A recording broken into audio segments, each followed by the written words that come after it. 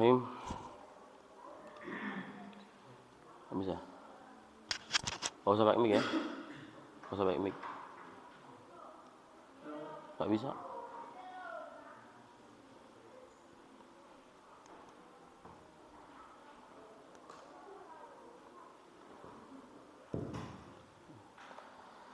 Bismillahirrahmanirrahim.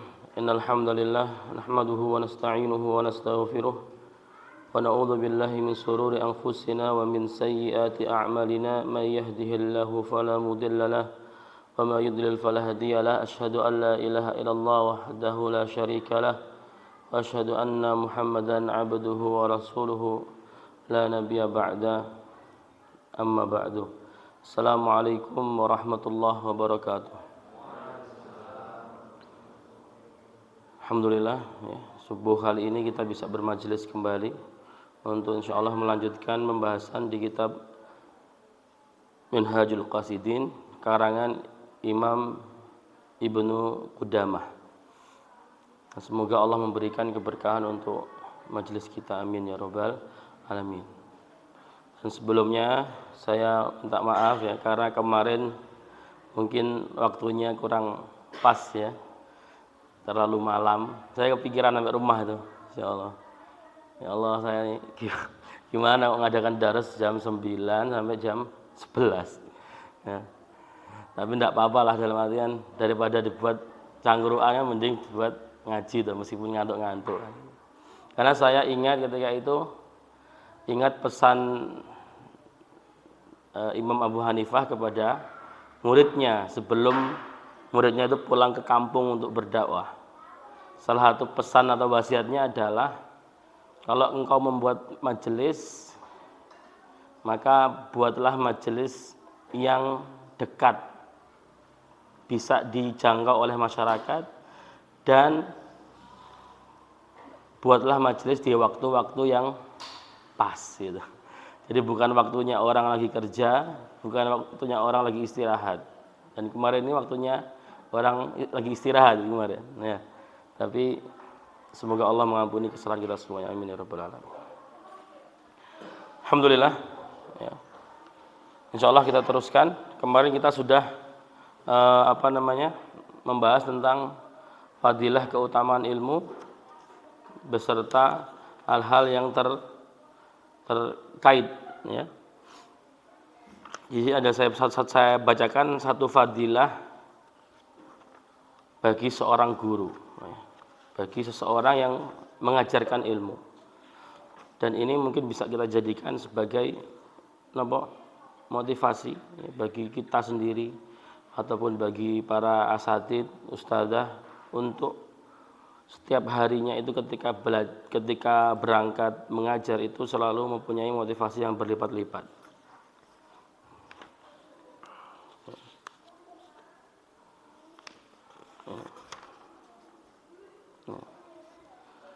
Di antaranya ma akhrajahu fi sahihaini an Sahal bin Sa'ad radhiyallahu anhu anna Rasulullah sallallahu alaihi wasallam qala li Ali, bahwa sesungguhnya Rasulullah sallallahu alaihi wasallam berkata kepada Ali radhiyallahu anhu, li an yahdiyallahu bika rajulan wahidan khairun laka min ayyakuna laka humrun na'am. Kalaulah Allah memberikan hidayah kepada satu orang saja melalui diri kamu, maka itu nilainya lebih baik daripada beberapa ekor unta merah. Ekor unta merah itu unta yang mahal sekali. Kalau mungkin sekarang ini ya mobil itu ya, apa mobil yang paling mahal itu? Yang harganya 500 ke atas. Gitu ya. Dan itu lebih baik daripada beberapa ekor unta. Hanya satu orang saja. Bayangkan kalau di kelas ada 12 anak ya. Dan mereka karena kita ajari setiap hari, kita kasih sayang, kita kasih contoh, sehingga mereka dapat hidayah dengan wasilah kita. Mereka menjadi anak yang berbakti, mereka menjadi anak yang taat, maka sudah berapa banyak kebaikan yang kita terima. Maka itu bisa kita jadikan motivasi ya, bagi kita, guru ataupun semuanya kita untuk senantiasa menebarkan kebaikan. Setelah dari majelis ilmu, nggak sampai stop dari majelis ilmu saja, maka sebarkan apa yang panjenengan dapat di dalam majelis ilmu, sebarkan di sosial media, ya, bikin kutipan-kutipan, taruh di story, ya, taruh di status WA. Nanti ada yang baca, ya. Nanti dari baca status panjenengan, Allah taruh hidayah kepada orang yang membaca, panjenengan mendapatkan kebaikan. Dari mana saja, ya, dari mana saja. Tidak harus menjadi guru dulu dan sebagainya. Ya, maka kita bisa menebar kebaikan itu dari mana saja. Namun sekarang zamannya canggih, canggih. Baik, pada pagi hari ini ya, kita masuk ke dalam pasal selanjutnya. Bismillahirrahmanirrahim. Qala musannif rahimallahu taala nafa'ani wa iyyakum bi ulumihi fid dunya wal akhirah amin ya rabbal alamin. Kitabut Thaharah wa asraruha wa shalah wa ma yata'allaqu biha. Ya, masuk ke dalam bab Thaharah, bab bersuci dan rahasia-rahasia di dalamnya, wa ma yata'allaqu was shalah wa ma yata'allaqu biha, dan pembahasan tentang salat dan hal-hal yang berkaitan dengan salat. Di dalam kitab ini disebutkan, Ibnu Qudamah ya, menyebutkan bahwasanya tingkatan bersuci itu ada 4. Ya. Tingkatan bersuci itu ada 4. Ya. Jadi kalau tingkatan berarti ada yang paling levelnya paling rendah, naik paling tinggi levelnya. Ya. Apa ya, tingkatan yang paling bawah dari tingkatan bersuci atau thaharah? Ya. Tingkatan yang paling bawah adalah thaharatu anin najas wal hadas. Ya. Bersuci dari hadas dan bersuci dari najas. Itu tingkatan yang paling rendah.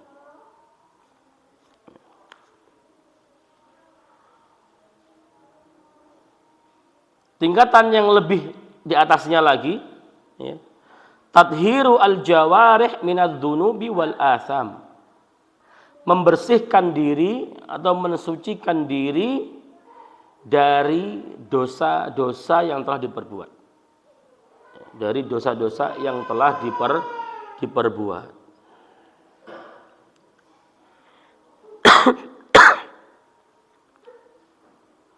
Itu levelnya level 2, level 2. Tingkatan. Level yang lebih tinggi lagi, yang ketiga adalah tadhiru al-qalb minal akhlaq al-madmumah war-rada'il al-mamqudah. Mensucikan diri, membersihkan diri dari segala bentuk macam akhlak yang tercela. Seperti sombong, ya, terus iri, dengki, ya, riya, ya, marah dan sebagainya. Dan level taharah yang paling tinggi adalah ya, tadhiru sir amma siwallahi ta'ala. Membersihkan diri dari segala hal kecuali Allah Subhanahu wa ta'ala. Gak ada apa lagi, gak ada apa-apa lagi dalam hatinya kecuali Allah Subhanahu wa ta'ala. Ini tingkatan yang paling tinggi dan paling sulit. Beliau di sini mengatakan, maka bagi orang-orang ya, yang tidak dikaruniai basirah adalah ilmu, yang tidak dikaruniai ilmu, yang ditutup matanya oleh Allah Subhanahu wa ta'ala, maka dia akan disibukkan dengan thaharah yang level paling rendah. Yaitu apa? Mensucikan diri dari hadas dari najis, dari kotoran. Dia sibuk itu saja. Sibuk beli baju yang baru, sibuk pakai minyak wangi, ya. Sibuk apa lagi? Ya. Pakai celana yang harus harus ada garisnya, yang harus disetrika dan lain sebagainya. Tapi dia lalai dengan kotoran-kotoran yang ada di dalam hati dia. Dosa-dosa yang dia dilakukan tidak pernah ditaubati. Ya. Lalu akhlak-akhlak yang buruk tidak pernah mencoba untuk memperbaiki dan menghilangkan penyakit-penyakit hati. Ya. Lalu kecintaan kepada dunianya ini terus meliputi hatinya sehingga tidak ada ruang di hatinya untuk Allah Subhanahu wa taala.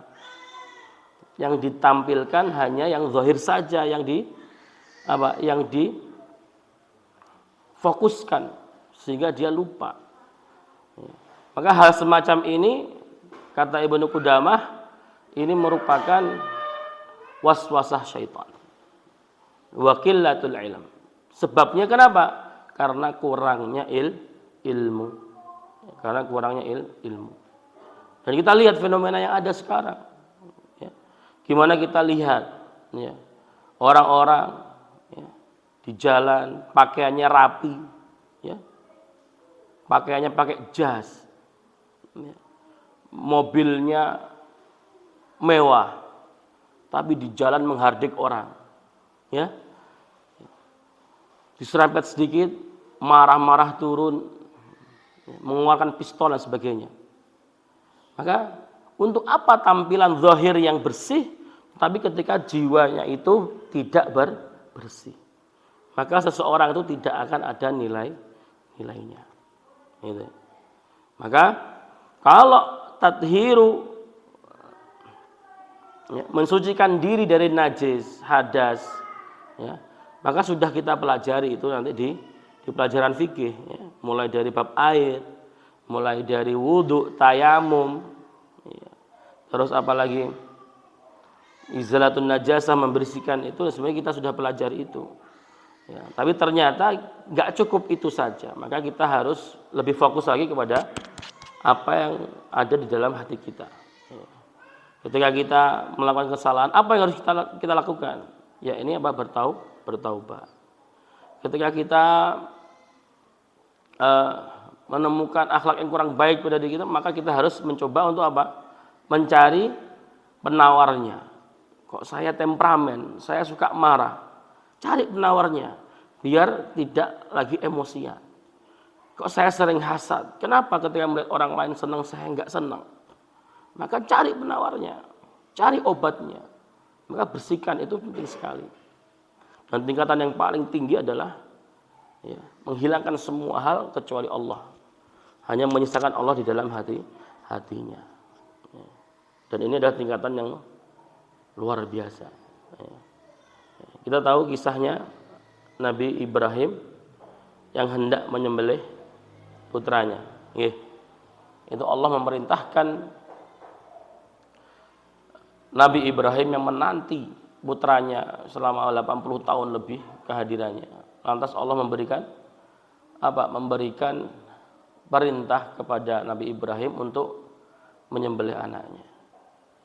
Di balik hikmah perintah Allah ini, salah satunya adalah karena ya, ketika turunnya perintah itu, para ulama mengatakan usia Nabi siapa? Ismail, ya, Nabi Ismail itu sekitar usia yang sudah kita bisa ajak ngobrol, diskusi dan sebagainya. Itu kan usia anak sama bapak itu kan dekat sekali. Maka di situ Allah ingin mengajarkan bahwasannya jangan ada siapa pun di dalam hati kamu wahai Ibrahim kecuali aku Allah. Seperti itu. Maka itu tingkatannya luar biasa. Ya. Maka dalam bab taharah ini, ya, kalau kita mau belajar tentang najis, hadas dan sebagainya, itu nanti ranahnya di fikih. Ya. Maka untuk level-level yang 2, 3 dan 4 nanti insya Allah itu akan dibahas oleh Imam Ibnu Qudamah di bab yang ketiga dan keempat tentang hal-hal yang menyelamatkan dan hal-hal yang membinasakan. Lalu selanjutnya, faslun fis shalah. Pasal di dalam salat. Setelah taharah kita masuk ke dalam pembahasan salat. Amma sholatu fa innaha imaduddin wa ghurratut ta'ah. Sesungguhnya salat itu adalah imaduddin. Imad itu apa artinya? Tiang. Tiangnya agama dan sumber ketaatan. Ghurratu at-ta'at. Maka ketika sholat seseorang itu rusak, tidak terjaga, maka hancurlah sebuah bangunan yang disebut Islam. Ketika sholat itu rusak, sholat itu tidak dijaga, maka dia tidak bisa lagi memproduksi ketaatan demi ketaatan. Pasti hidupnya orang yang sholatnya nggak terjaga itu pasti amburadul. Pikiran banyak, masalah banyak, ya. Kompleks sekali, bertubi-tubi. Ya, itu sebabnya apa? Sebabnya dia nggak menjaga sholat. Ya. Wa min ahsani adabiha al khusyu. Ya. Dan sedangkan adab terbaik di dalam sholat itu adalah kekhusyuan.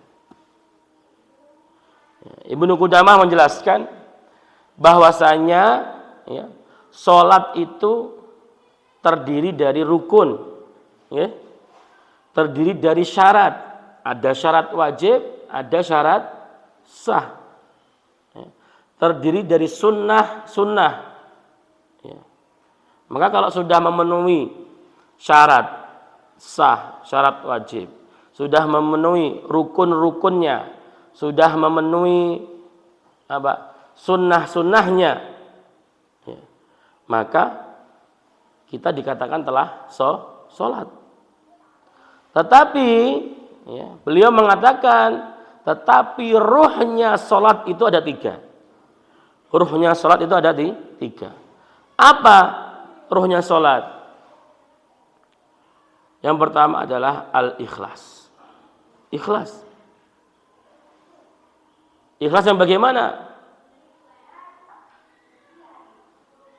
Ikhlas mengerjakan sholat hanya semata-mata karena Allah Ta'ala, ya. Bukan karena siapa-siapa, hanya semata-mata karena Allah Ta'ala.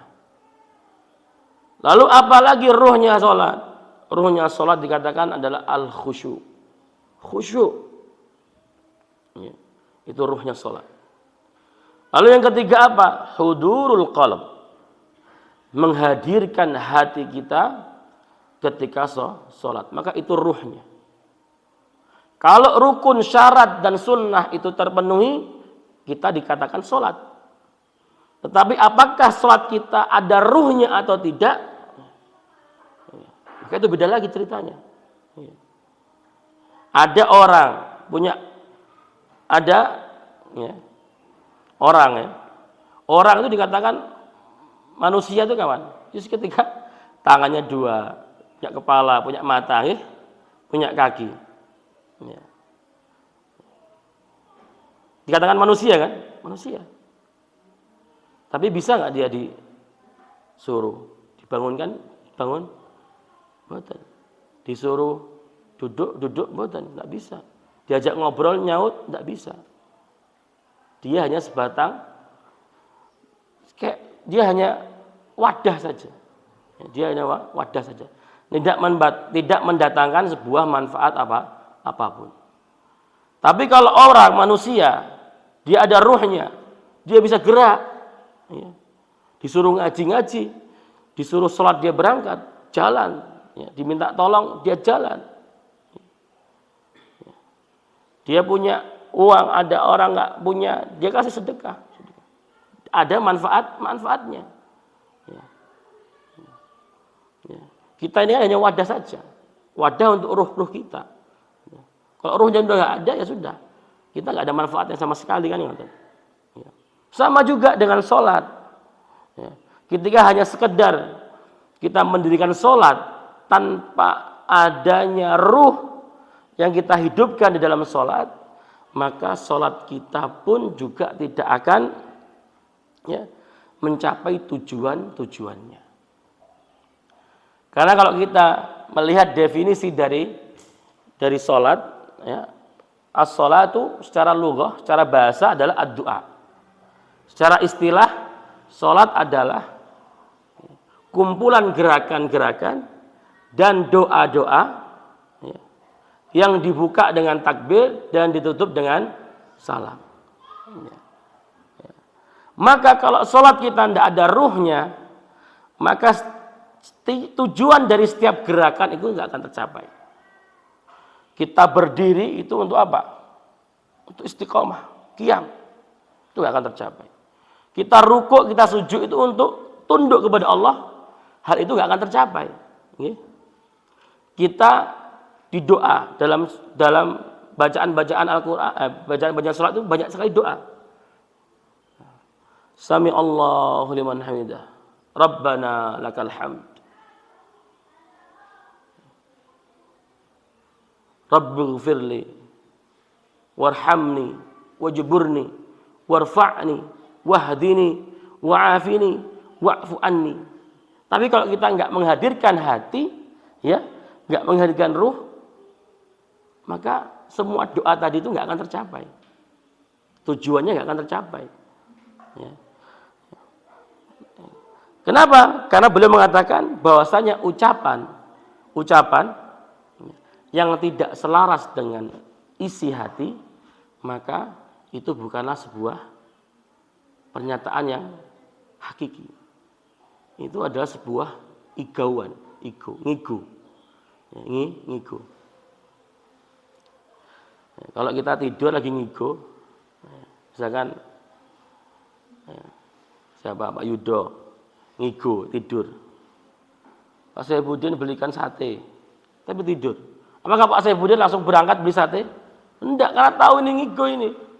Apa yang diucapkan enggak selaras dengan hatinya, kan gitu kan.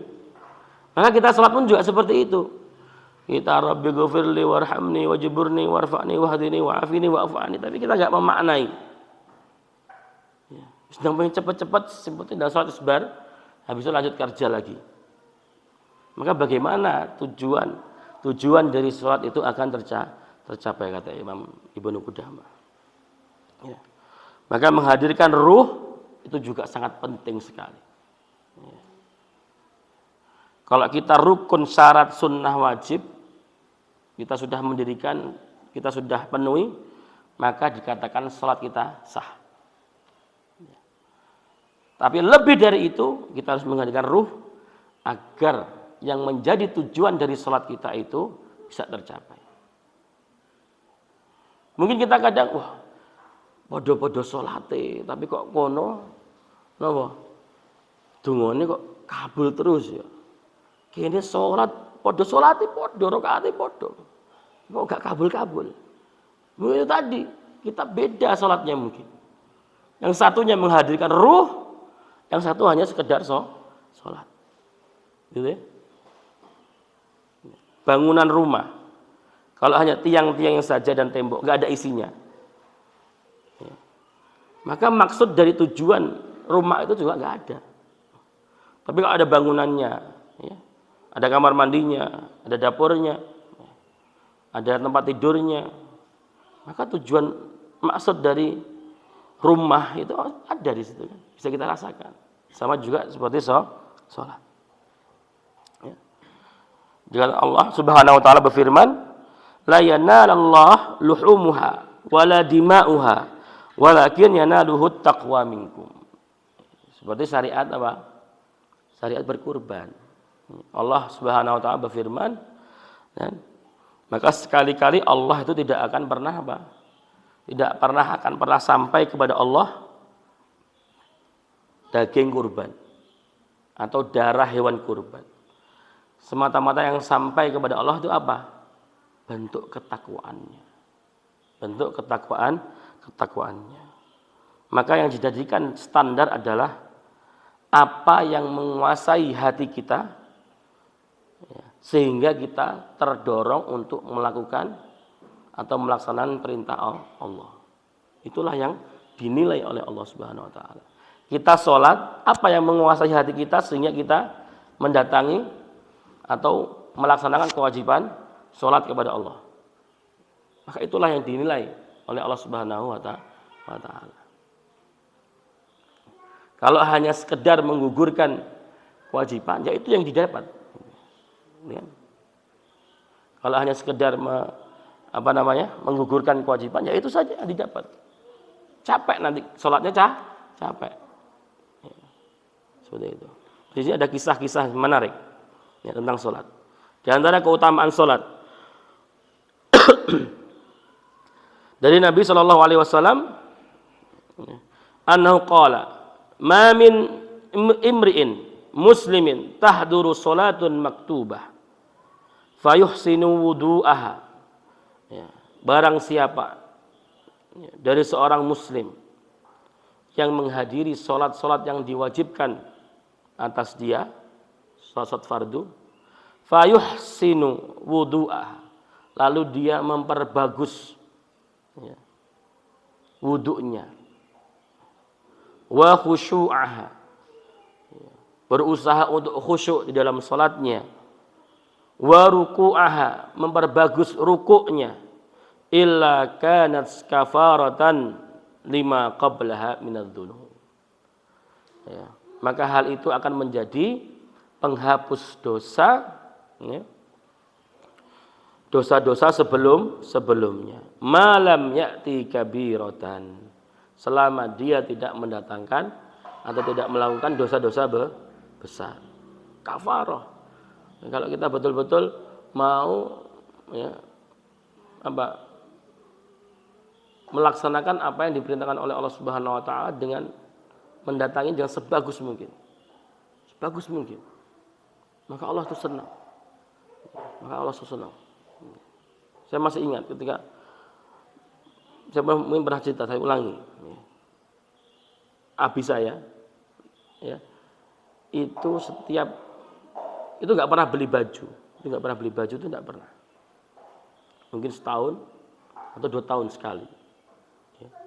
Kadang-kadang manggil saya, "Saudara, pesankan baju." Baju buat apa, Pak? Baju buat Bapak sholat. Karena baju Bapak sholat sudah kumel semuanya. Buat sholat. Bukan buat pergi ke kondangan besok undangan pernikahan. Enggak. Buat nanti hari raya nyari. Enggak. Tapi buat sholat. Langsung beli 3 biasanya, 3 atau 4. Dipakai terus itu. Gantian. Sarung juga seperti itu. Nanti kalau udah kumel, kayak udah nggak layak dipakai, beli. Kenapa katanya? Malu Bapak kalau pakai baju jelek di depan kalau sholat. Dan itu saya nggak kepikiran juga seperti itu. Maka mencoba menghadirkan yang terbaik ketika kita sholat. Maka itu bisa menjadi kafarah, bisa menjadi ya, penebus dosa. Dosa-dosa setahun sebelumnya. Di dalam hadis yang lain juga dikatakan, man shalla rak'ataini la yuhadditsu fihi ma nafsahu ghufira lahu ma taqaddama min dzambihi. Barang siapa mendirikan salat 2 rakaat ya, wala yuhadditsu fihi ma nafsahu. Maksudnya apa? Ketika salat dia khusyuk, tidak memikirkan apa-apa permasalahan-permasalahan dia di luar sholat. Ghufira lahu ma taqaddama min dzambi, maka dia akan dihapuskan dosa-dosanya yang telah lalu. Diceritakan ya, Abdullah bin Zubair radhiyallahu anhuma, idza qama fi shalah ka'annahu udun. Abdullah bin Zubair dikisahkan ketika dia sholat itu dia seakan-akan adalah sebuah batang pohon. Batang pohon itu kan kalau kena angin ya tetap gitu kan. Kalau digoyang-goyang tetap gitu, batang pohon yang kuat. Jadi sholat, ketika dia sholat, beliau sholat itu tegak, fokus. Nggak ada yang bisa membuat beliau toleh kanan, toleh kiri. Wa kana yasjudu fatangzilu al-asafir ala dhahri. Ketika dia sujud, banyak burung-burung yang hinggap di pundaknya. Tapi hal itu tidak mempengaruhi, tidak menghilangkan kekhusyuan beliau dalam sholat. La tahsabuhu illa jirma haid. Maka hal semacam itu tidak akan mempengaruhi kekhusyuan beliau sholat, kecuali kalau yang menimpa pundaknya ini adalah runtuhan tembok. Baru mungkin kaget loh. Seperti itu. Itu Abdullah bin Zubair. Terus diceritakan lagi. Qala Maimun bin Mahran. Bercerita Maimun bin Mahran. Ma ra'aitu Muslim bin Yasar multafitan fi salatin qad. Walaqad inhadamat nahiyah minal masjid fafazi ahlus suq lahu wa laha. Wa innahu la fil masjid yusalli fi maltafat. Diceritakan oleh Maimun bin Mahran bahwasanya aku melihat Muslim bin Yasar. Muslim bin Yasar kalau nggak salah ini tabi'in. Ya, Muslim bin Yasar ketika itu sedang sholat di masjid di tengah pasar. Sedangkan pasar itu ketika itu terjadi bencana. Jadi bencana, goncang, gempa. Ya. Semuanya ambruk semuanya. Tapi orang-orang melihat bahwasanya di dalam masjid sana yang runtuh tadi masih berdiri tegak Muhammad bin Yasar mendirikan sholat. Tidak ada yang bisa ganggu. Bahkan di kisah yang lainnya Muhammad bin Yasar ini ketika setiap kali masuk ke dalam rumah, karena dia seorang kepala rumah tangga yang punya wibawa tinggi, ya, disegani oleh anak istrinya, setiap kali masuk ke dalam rumah itu anak sama istrinya itu lebih banyak diam, ya, karena ya segan mau bercanda dan sebagainya itu ya segan aja, karena punya wibawa kan itu. Tapi ketika Muhammad bin Yasar ini sudah mulai sholat, baru anak sama istrinya ngobrol, ketawa, gojekan kemana kemari, karena tahu nggak akan mempengaruhi kekhusyuannya Muhammad bin Yasar. Beda dengan kita. Ya. Kita harus coba khusyuk gitu. Ya. Ada telepon masuk. Assalamualaikum. Siapa yang telepon? Tanggap. Gitu. Ya. Karena dia betul-betul beliau bisa merasakan bagaimana sholat itu adalah sesuatu yang luar biasa gitu. Jadi tingkatannya kan tingkatan tinggi sekali. Dan kekhusyuan itu memang harus dilatih. Kekhusyuan itu harus dilatih. Ya. Maka bunyi-bunyian, suara, gerakan itu kalau kita sudah terlatih kekhusyukannya, maka itu nggak akan berpengaruh. Kalau jamaah masjid itu sudah terlatih kekhusyuannya, nggak akan dia menulis larangan masuk masjid bagi anak-anak kecil. Karena nggak pengaruh, sholat tangisan itu nggak berpengaruh sebenarnya. Ya. Suara ketawanya anak-anak kecil itu nggak berpengaruh. Ya. Ya. Berpengaruh kapan? Ketika kita nggak khusyuk gitu. Ya, ketika kita nggak khusyuk. Tapi memang itu perlu dilatih memang perlu dilatih. Wa kana Ali bin Husain, dikisahkan Ali bin Husain bercerita keluarganya, idza tawaddaa usaffira launuhu. Setiap kali Ali bin Husain, ya, itu berwudu. Ya. Kata keluarganya, mukanya itu pucat, ya, menguning itu pucat. Mukanya Ali bin Husain. Ditanya, faqila lahu, ma hadzal ladzi ya'taduka indal wudu? Apa yang menyebabkan kamu ini pucat ketika wudu? Wudumu kayak gimana gitu? Bingung kan orang? Apakah kungkum suwi gini kan sampai bisa napas pucat semuanya? Atau gimana gitu? Apa jawaban Ali bin Husain? Faqala atadruna baina yadaiman uridu an akum. Apakah kamu enggak tahu ketika saya setelah berwudu, saya ini akan menghadap kepada siapa? Gitu. Pucat. Karena tahu akan menghadap kepada Allah. Sampai pucat. Masya Allah, ini tingkat keimanan yang sangat luar biasa. Dan jauh mungkin dari kita. Sangat jauh. Ya. Seperti yang kita bahas tadi. Ya. Bainal ulama dan orang awam biasa 700 derajat. Setiap 2 derajat perjalanan 500 tahun. Jauh. Kapan terakhir kali kita pucat? Kapan? Mungkin ketika menghadapi mertua yang sebelum melamar istri, pucat. Mungkin ditakoni apa, pucat. Tapi kita nggak pernah pucat sama sekali ketika sholat. Gitu. Siku mbak ya. Bahkan kita sholat pun kadang-kadang masih sibuk dengan hal-hal yang lain. Gitu. Maka baca kitab ini tuh merasa ibadah saya dulu itu kayaknya kayak ibadah yang asal-asalan gitu. Meskipun kita sudah mempelajari fikihnya, ya, fikih toharohnya lengkap, ya, fikih sholatnya lengkap, tapi melihat seperti ini, merasa nggak ada apa-apanya. Terus apa yang mau kita andalkan untuk masuk ke surga itu apa kan gitu? Ya, seperti itu. Maka ini kisah-kisah yang luar biasa bisa menjadikan kita motivasi untuk betul-betul memaknai sholat itu lebih dalam lagi.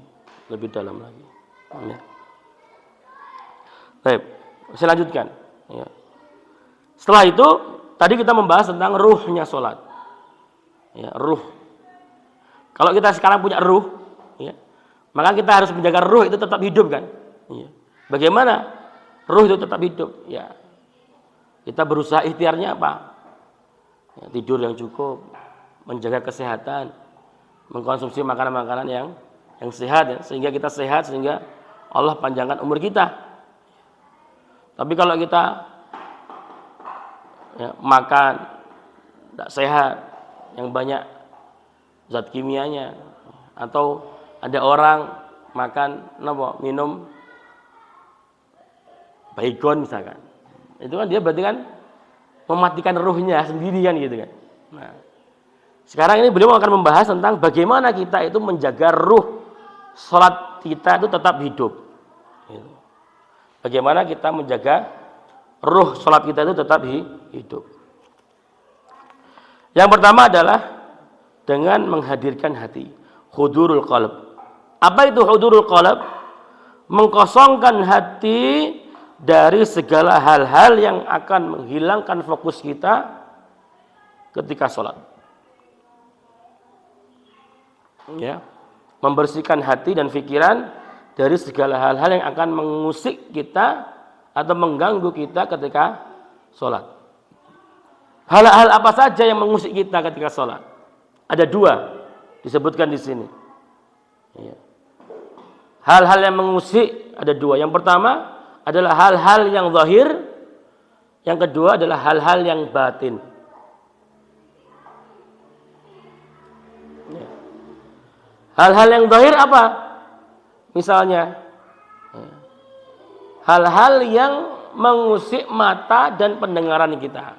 Ya. Hal-hal yang mengusik mata dan pendengaran kita. Dan ini mencegahnya atau mengobatinya atau solusinya lebih ringan. lebih mudah. Ya.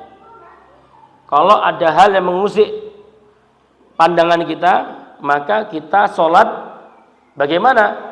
Biar fokus, ya, kita bisa menundukkan pandangan kita. Atau kita melihat kepada tempat sujud kita, maka sudah hilang itu namanya gangguan mata. Kalau yang terusik adalah telinga, gampang juga, kita tinggal apa? Ya, tinggal mencari tempat yang lebih tenang, gampang. Maka kalau sholat itu jangan sampai kita pakai kaos yang ada tulisannya di belakang, ya, jangan. Itu akan mengganggu kekhusyuan, ya, jamaah yang ada di shaf belakangnya. Gitu. Mau sholat ada tulisan, apalagi kaos-kaos yang tulisannya lucu-lucu gitu kan. Wah itu, saya pernah itu dapetin itu, dan tidak khusyuk betul. Pokoknya ada orang di depan saya itu sholat, itu tulisannya gede, bajunya warna hitam, tulisannya gede. Ada kata-kata apa gitu. Pokoknya saya gak khusyuknya tuh. Penasaran ini lanjutannya apa ya? Kelempit di kambine, tulisannya apa? Penasaran gitu. Masya Allah, terganggu, betul terganggu. Ya. Ya. Apalagi ya sebentar lagi apa? Musim pemilu ya kan. Jangan sampai kita sholat ya dilihatin sama calon presiden kan gitu ya. Gak khusyuk nanti gitu. Ya. Seperti itu, maka dihindari itu, dihindari. Terus juga ketika di sholat jamaah HP itu dimatikan ya. Jangan sampai terus nanti ada yang telepon, ringtone-nya apa? Lagu dangdut. Wah. Nah itu. Dulu pernah sholat jamaah tarawih. Ringtone-nya apa itu lagu dulu itu? Kucing garong itu.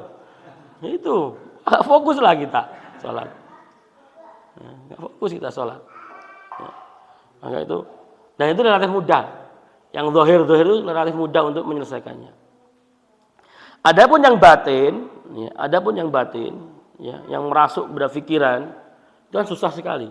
Ya. Kadang saja yang nggak kepikiran sebelum sholat, pas sholat itu kok langsung kepikiran, gitu ya. Pas sholat itu kepikiran, Allahu Akbar.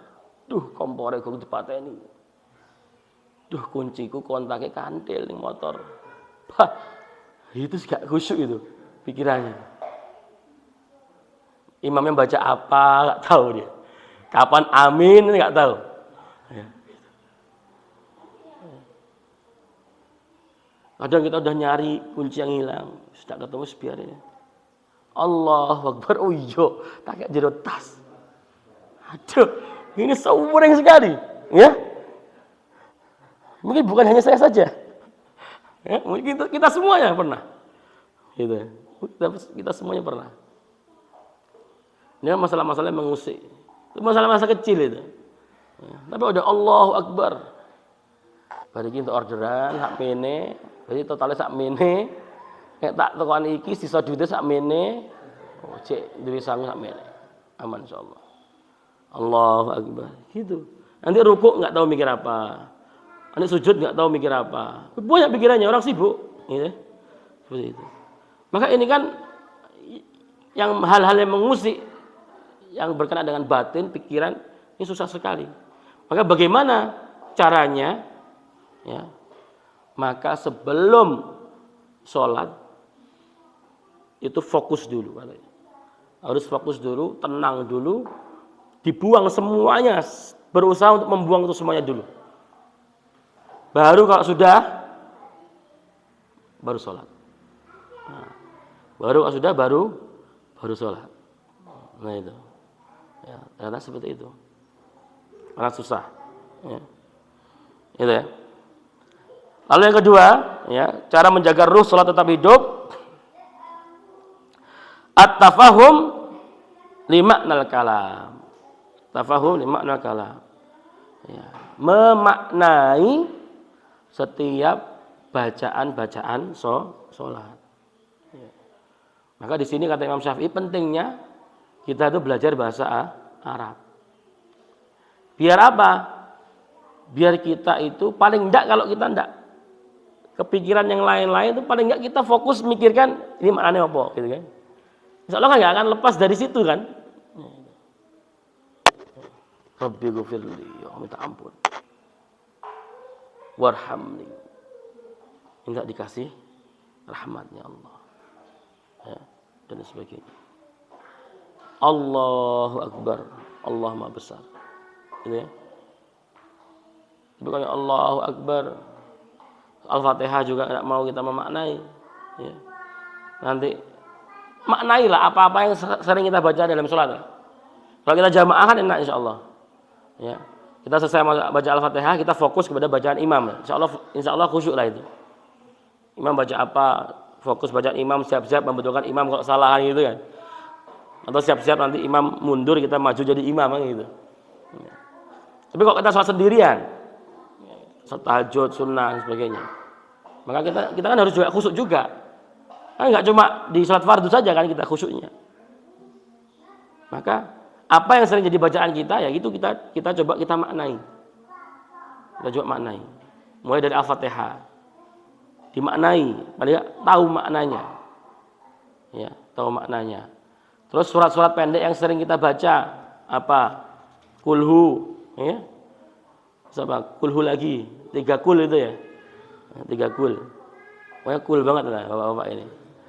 Ya. Itu kita maknai. Subhana rabbiyal azimi wa bihamdi. Apa maknanya? Subhana rabbiyal a'la. Itu apa maknanya? Sehingga sholat kita jadi fokus. Nah, seperti itu. Dimaknai. Ya. Terus yang ketiga, ya, menghadirkan ya, keagungan Allah Ta'ala dan ya, mengakui bahwasanya diri kita ini adalah makhluk yang hina. Itu.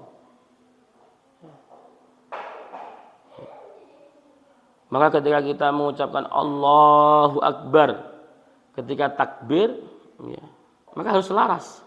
Apa yang kita ucapkan, maka harus selaras dengan apa perbuatan kita, hati kita harus selaras dengan apa yang kita ucapkan. Ketika kita mengatakan Allahu Akbar, berarti kita mengakui yang maha agung, yang maha besar itu hanya Allah. Maka tidak boleh tersisa kesombongan di dalam hati. Ya. Kalau kamu seorang pejabat, seorang bos, ya, maka nggak boleh tersisa pengakuan diri bahwasanya ini bos. Betul-betul saya ini adalah orang yang hina, manusia yang hina, yang agung hanya Allah, yang mulia hanya Allah. Itu. Maka ketika ruh sholat itu terjaga, hidup di setiap sholat kita, mulai dari takbir sampai salam, maka nanti maksud dan tujuan dari sholat kita akan tercapai semuanya. Karena ada doa di sana, doa kita akan tercapai. Allah akan ampuni kita. Allah akan lancarkan segala hajat kita. Allah akan selesaikan segala permasalahan kita. Tapi kalau enggak, Allah enggak akan ampuni. Allah enggak akan berikan kemudahan untuk kita. Allah enggak akan selesaikan masalah kita. Gitu kan? Karena yang Allah inginkan apa? Apa yang kamu ucapkan selaras dengan hati kamu. Kalau ada orang ya, salah sama panjenengan, tapi dia nggak mau minta maaf, atau dia mau minta maaf tapi terpaksa, ya maaf saya maaf, bisa menerima nggak bisa kan? Maaf yang model apa kayak gini kan gitu kan? Nggak tak terima maaf bukan gitu kan? Tapi kalau dia datang ke rumah silaturahmi, terus mengakui kalau dia salah, terus minta maaf, baru kita mau mau memaafkan, karena kita tahu bahwasanya pernyataan dia dengan hati dia sama, gitu kan. Allah pun juga seperti itu. Kalau pernyataan hambanya yang di mulut itu sama dengan hatinya, maka Allah akan kabulkan segala hajatnya. Maka dari sholat itu adalah sumber kemudahan dalam hidup kita. Kalau kita nggak mau memperbaiki sholat, berarti kita nggak mau memperbaiki hidup kita. Ya, seperti itu. Ya. Terakhir sebelum selesai, ya. Maka di sini beliau mengatakan,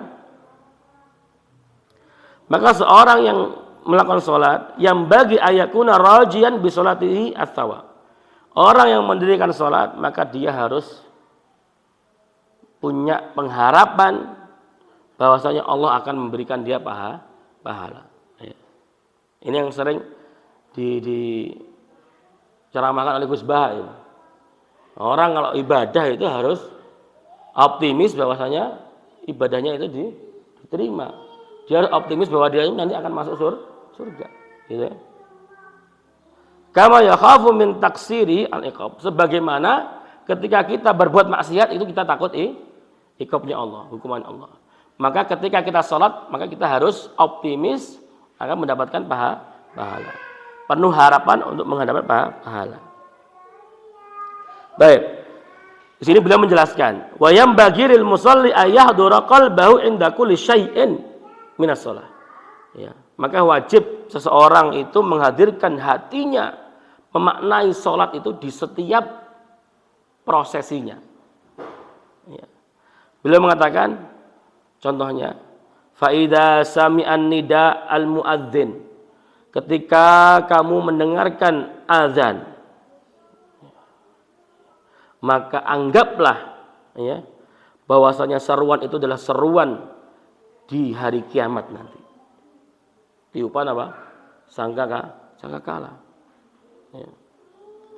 Wa yusammiru lil ijabah, yang mana seruan itu seruan yang wajib untuk didatangi. Enggak ada nanti kalau ditiup sangkakala dibangkitkan ada yang bangkong, enggak ada.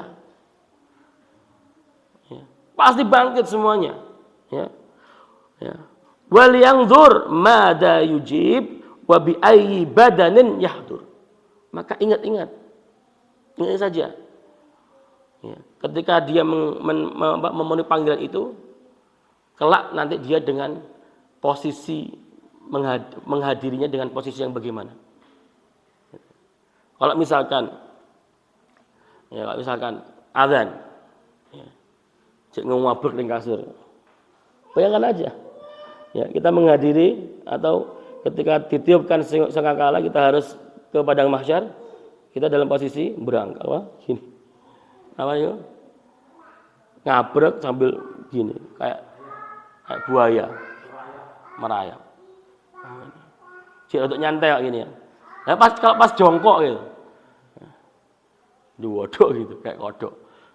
Gitu. Bayangkan aja seperti itu. Ataukah kamu akan menghadiri panggilan Allah itu dengan gagah, dengan langkah yang tegap. Maka bayangkan seperti itu. Makna itu. Ada azan, ya. Saya bergegas dengan semangat, dengan tubuh yang wangi, jalan dengan gagahnya ke masjid. Bayangkan nanti saya juga akan seperti itu ketika di padang mahsyar, gitu kan?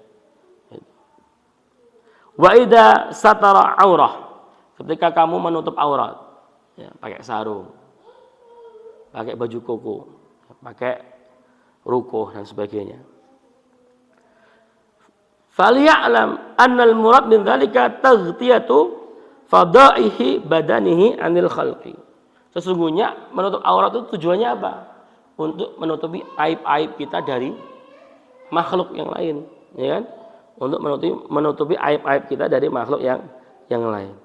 Maka dari itu, maka kita harus mengingat, ya, bahwasanya aurat batin, ya, aurat batin, keburukan-keburukan hati kita, ya, rahasia-rahasia hati kita, ya, itu tidak ada yang tahu melainkan Allah Subhanahu wa ta'ala. Kalau kamu malu, ya, dengan membuka aurat di depan makhluk, maka sejatinya kamu harus malu ketika hati kamu ini buruk, ketika batin kamu ini kotor, malu di hadapan Allah. Seperti itu. Wa innaha yukaffiruha an-nadam wal haya wal khauf. Dan sesungguhnya ketika kita merasa malu, merasa menyesal, merasa takut, ya, maka Allah akan mengampuni dosa-dosa kita. Maka saya pernah mengatakan bahwasanya kita itu masih disayang Allah ketika kita melakukan maksiat lantas kita menyesal. Berarti kita tandanya masih disayang oleh Allah. Atau kita melakukan maksiat lalu setelahnya kita takut dapat iqab Allah, dapat azabnya Allah. Atau kita merasa malu sama Allah. Maka itu adalah tanda bahwasanya Allah itu masih sayang sama kita. Tapi ada orang yang maksiat pede, maksiat bangga, nggak merasa malu, nggak merasa takut, nggak merasa nyesel. Nah, itu adalah kebinasaan itu, kebinasaan. Maka kita nyesel, kita malu, kita takut itu bisa menjadi wasilah Allah itu mengampuni kita. Wa idza istaqbalal qiblah, salat, tadi azan datang nutup aurat. Lalu kita salat menghadap mana? Menghadap kiblat. Maka kita telah dihadapkan oleh Allah Subhanahu wa taala kepada Baitullah. Maka arahkan juga hatimu kepada Allah Subhanahu wa taala. Wa idza kabbarta, ketika kamu mengatakan Allahu Akbar, fala yukadzibanna qalbuka lisanaka. Maka enggak boleh hati kita itu menyelisih lisan kita. Ini tadi kita sudah mengakui Allah itu Maha Agung, Allah itu Maha Besar, maka kita harus merasa hina gitu. Enggak ada rasa iki lo aku. Gitu ya. Gila aku.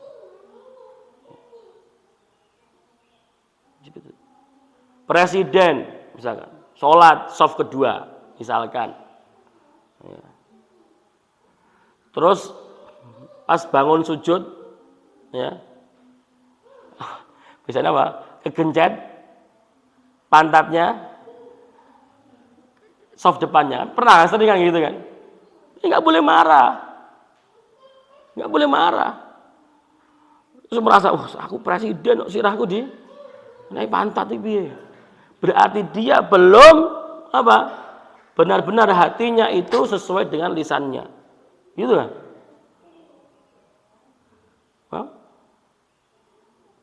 Kita pejabat, bos. Di rumah punya karyawan banyak. Umroh, ya, ibadah. Gak mau didahuluin sama orang jamaahnya, sama aku ini bos duluin, harus diutamakan. Ini nggak boleh, ya, nggak boleh. Maka kita harus betul-betul Allahu Akbar itu sudah. Kita ini adalah orang yang hina. Semua satu shaf dari anak-anak kecil sampai orang dewasa semuanya sama. Semuanya sama. Tidak ada saya di sini siapa, kamu di sini siapa. Kamu guru saya, wali santri, tidak ada. Semuanya sama. Semuanya sama. Ya, semuanya sama. Fa idza sta'atta fa'lam anna al-isti'adah hiya laju'uka ila Allah Subhanahu wa ta'ala. Ya. Ketika kita mengucapkan a'udzubillahi minasyaitonir rajim. Ya. Ya. Minta perlindungan kepada Allah Subhanahu wa taala. Ya.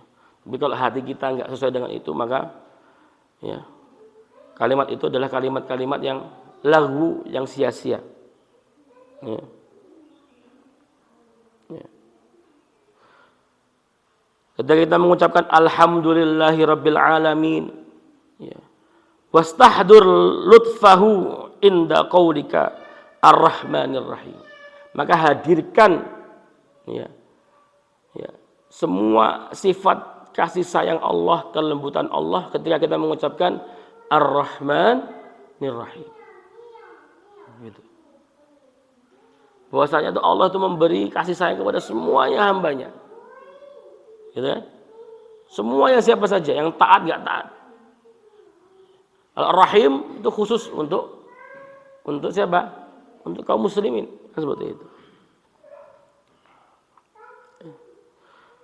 Wa 'azamatahu inda qaulika malik yaumiddin. Pemilik hari kebangkitan. Ketika kita membaca itu maka hadirkan bahwasanya itu Allah itu Maha besar. Ya, segalanya milik Allah. Semuanya dalam urusan Allah. Semuanya dalam riayatullah. Kita kalau sholat, ya mau punya hajat, Allah sudah baca Al-Fatihah, baca doa. Tapi kita masih belum yakin, ya kadang-kadang. Iso tenan poga iki. Berarti kita itu masih apa? Meragukan Allah. Apa yang kita ucapkan enggak sesuai dengan hati kita. Itu sulit, Pak. Itu sulit. Kita posisi kita susah. Timpa musibah. Kita berdoa sama Allah kan? Sama siapa lagi? Tapi kalau sedetik aja kita apa? Bisa mendai, selesai mendai masalahnya. Berarti buat apa kita minta gitu loh. Kita minta pertolongan itu karena tahu siapa yang kita mintai itu bisa menyelesaikan urusan kita. Tapi ketika kita meragukan, ya, meragukan kemampuan yang kita mintai tolong, yang diminta tolong juga nggak akan mau kan gitu. Berarti permintaan tolong yang terucap dari lisan itu adalah sesuatu yang sia-sia gitu, nggak sesuai dengan hatinya.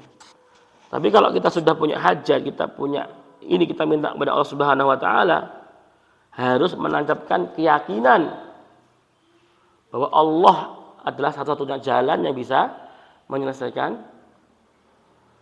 permasalahan. Seperti itu. Hanya Allah saja, bukan yang lain. Bukan yang lain. Kita lihat, kita ingat-ingat kisahnya Nabi Yunus ya, Yunus. Nabi Yunus dimakan apa? Ikan apa? Koi.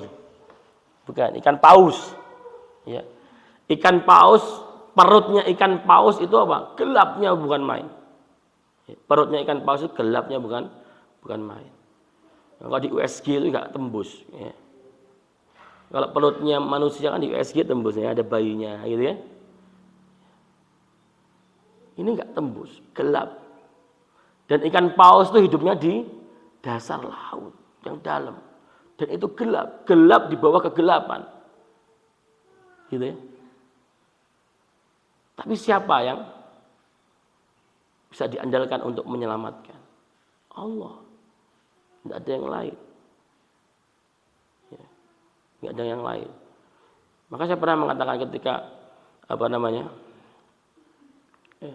ketika kakak saya ipar itu sakit, yang mana udah divonis, wah ini kalau salah sedikit tidak bisa meleset, bisa mati, bisa meninggal resikonya, gitu kan? Case-nya meninggal sama hidupnya itu lebih banyak case-nya meninggal, gitu ya. Nah, saya katakan ke kakak saya, ke istrinya, doanya bagaimana, saya ajarkan doanya. Ya Allah, ya, sembuhkan penyakit suami saya. Tolonglah suami saya sebagaimana Engkau mengeluarkan Nabi Yunus dari dalam perut ikan. Gitu ya. Saya bilang seperti itu. Kamu harus menghadirkan gambaran bahwasanya tidak ada orang sama sekali di dunia ini, cuma kamu dan suami kamu yang sedang kritis dan mau mati. Maka kamu nggak akan menghantungkan harapan kepada makhluk kecuali kepada Allah Subhanahu wa taala. Itu.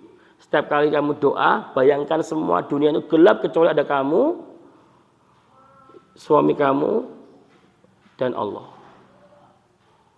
Biar apa? Biar yakinnya itu hanya pada Allah. Nanti datang dokter misalkan. Oh ini membaik Bu, ini prosesnya kalau dikasih obat ini nanti obat ini banyak yang pakai ini nanti kesembuhannya cepat. Wah, beda lagi. Ya. Tergantungnya kepada siapa? Oh, obat. Obat ini berarti manjur ini. Allahnya hilang, ya. Atau Bu, nanti ini operasinya akan ditangani oleh dokter ini lulusan luar negeri, kedokteran S2, S3. Ya. Itu enggak usah menghilangkan fokus kamu, saya bilang. Mereka itu hanya wasilah saja. Semuanya dari Allah. Kan kadang-kadang nggak seperti itu kan kita agak tenang, Pak ya. Wah, dokternya pintar dokternya.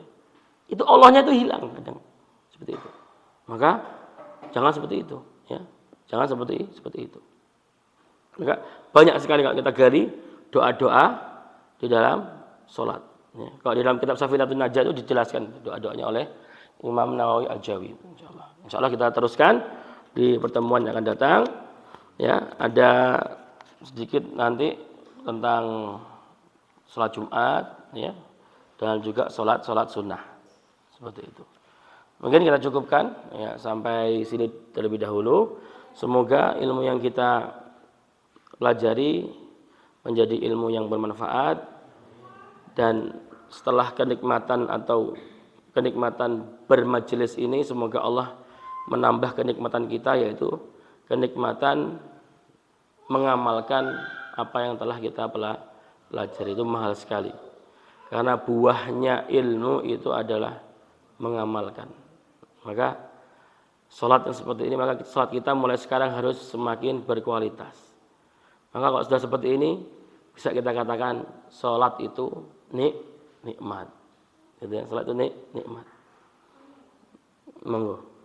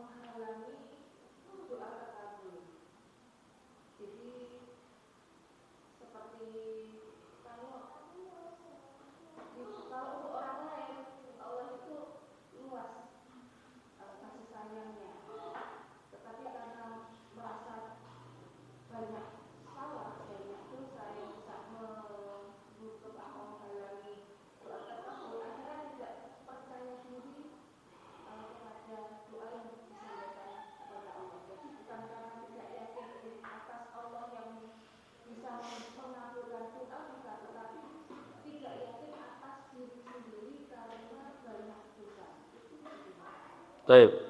Tidak yakin karena diri sendiri yang banyak dosa sehingga apa? Tidak, doanya tidak maksimal gitu kan. Ya, ketika kita tidak yakin karena kita banyak dosa, berarti kita tidak yakin bahwasanya Allah itu Maha Pengampun. Bahwasanya Allah itu Maha luas rahmatnya, kan seperti itu. Ya. Sama juga seperti kita meminta rezeki. Ya. Kalau kita tidak begitu yakin dengan pekerjaan kita ini bisa mendatangkan rezeki, berarti kita tidak yakin bahwasanya Allah itu sebaik-baik pendatang rezeki, pemberi rezeki. Ya. Maka kita harus mengedepankan apa? Husnudzon kepada Allah Subhanahu wa taala. Ya.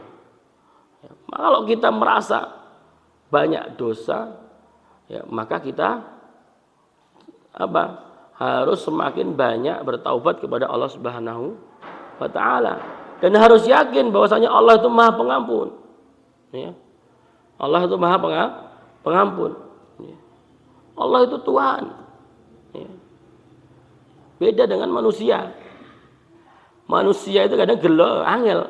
Sepurane itu angel. Ya. Nyepurane itu angel. Tapi kalau Allah tidak. Kalau Allah tidak. Ampunannya itu luas sekali. Ampunannya itu luas sekali. Ya. Saya pernah ya membaca atau apa ya, mendengarkan ya. Kadang-kadang memang ada orang yang diuji ya. Tapi Allah itu tidak selesaikan ujiannya. Kenapa gitu? Apakah Allah tidak mendengarkan dia? Nggak mungkin. Allah itu pasti mendengarkan doa. Ya. Kalau salah, beliau menjawab bahwasanya ketika ujianmu tidak kunjung selesai, ya, itu tandanya Allah itu merindukan sujud kamu dan merindukan ya apa? Merindukan doa-doa kamu di setiap malam. Gitu. Takutnya kalau udah diselesaikan, gak tahu sujud mana, gak tahu donga mana. Gitu. Kadang-kadang kita punya masalah itu apa? Karena Allah itu pengen kita tuh datang gitu loh. Ya. Karena kalau nggak dikasih masalah, nggak pernah datang masalahnya gitu. Ya. Sama kayak kita. Ya. Kalau nggak diundang nggak pernah datang gitu kan. Kalau undangannya pakai makanan, insya Allah datang kan gitu. Ya. Maka diundang sama Allah dengan masalah gitu. Kasih masalah, dikasih cobaan. Sini kamu datang, sujud sama saya, doa sama saya rindu kamu gitu. Ya, maka kita datang terus sama Allah gitu. Nggak masalah. Suatu saat nanti akan selesai soal apa permasalahan itu. Maka harus tetap husnudzon kepada Allah Subhanahu wa taala. Gitu ya. Ada lagi? Ya. Sudah ya. Khusyuk. Ya. Bahas khusyuk tenan. Ya. Sudah ya? Ada? Yang lainnya? Sudah ya? Tunjuk apa antum? Oh antum. Membuka forum bertanya, nanti saya buka forum menjawab.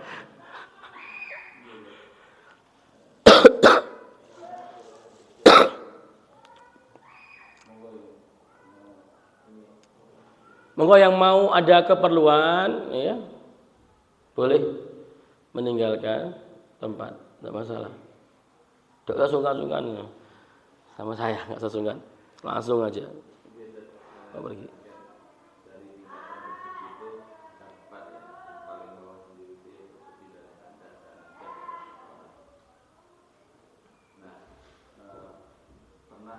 Dan banyak ketika kita itu melakukan suatu yang poin 3 ya, dari segala bentuk sifat tercela, marah atau maksiat. Ada yang bilang wudhu atau sholat lah 2 rakaat yang pernah. Nah itu kan berarti itu yang paling bawah, itu yang paling bawah. Nah, ketika kita sudah wudhu atau sholat, tapi itu tak kunjung hilang, marah itu yang masih di istighfar juga masih, atau ini itu bentuk karakter atau memang ada suatu hal yang belum selesai. Baik. Kalau sifat-sifat yang tercela itu adalah karakter atau watak, ya. Kalau karakter watak itu kan tidak bisa hilang berarti, ya toh? Tidak bisa hilang. Tidak mungkin Allah memberikan kita watak atau karakter yang tercela, ya. Maka hal-hal semacam itu adalah penyakit. Ya, adalah penyakit yang mana penyakit itu pasti ada obatnya. Ya. Maka segala penyakit hati ya, itu ada obatnya, dan itu untuk menyembuhkannya ya, itu perlu tahap-tahap yang sedikit demi sedikit. Tidak bisa terus orang temperamen lalu langsung besoknya itu penyayang gitu, enggak. Pasti tingkat temperamennya itu sedikit gitu. Ya. Mungkin mulai dari hal-hal yang remeh dia sudah mulai enggak marah gitu ya. Nanti meningkat sampai dalam kondisi dia dizalimi oleh orang lain, dia berhasil untuk tidak marah. Maka itu berarti dia sudah terobati. Dan itu nanti kita akan bahas di bab yang ketiga itu nanti. Hal-hal yang bisa mengobati hati kita. Karena itu kan sumber kebahagiaan di situ. Sumber ketenangan hidup kita itu sebenarnya di situ. Sebenarnya emosi marah itu capek juga. Capek. Angkat suara capek, apalagi hatinya juga capek gitu. Seperti itu. Nah, maka itu adalah was-wasah gitu. Ya. Maka itu bisa dihilangkan, Ya, bisa dihilangkan. Kalau wataknya itu keras, ya, tegas itu baru mungkin watak tegas. Ya, tinggal tegasnya itu kan tegas dalam hal yang bagaimana, keras dalam hal yang bagaimana. Ya. Kalau ada kehormatan keluarganya diganggu, dia keras, ya, tegas, dia marah, nah, itu baru keluar, itu bagus, nah, gitu kan, seperti itu. Terus bukan terus kita sabar, nggak pernah marah lagi, terus istri diganggu kehormatannya, anak perempuan diganggu kehormatannya, terus kita sabar, nggak marah, itu beda lagi, ya, seperti itu. Baik, ya, mungkin kita cukupkan sampai sini, ya, biar nggak terlalu panjang. Alhamdulillah bisa 1 jam ini ya, gitu, Judo. Berapa jam, Mbak? 1 jam 15 menit. Ya. Baik, alhamdulillah, insyaallah nanti ke depan gini terus saja biar enak. Jadi saya rangkum, saya sampaikan. Jadi nggak terlalu panjang dan insyaallah kita tetap bisa mengambil intisari dari kitab ini. Baik, saja. Semoga ilmu yang kita pelajari bermanfaat. Semoga kita diberikan istiqomah oleh Allah Subhanahu wa taala. Semoga Allah mempermudah ibadah kita di 10 malam terakhir di bulan suci Ramadan ini. Amin ya rabbal alamin. Thayyib, astaghfirukum. Assalamualaikum warahmatullahi wabarakatuh. Naqra doa kafaratul majlis.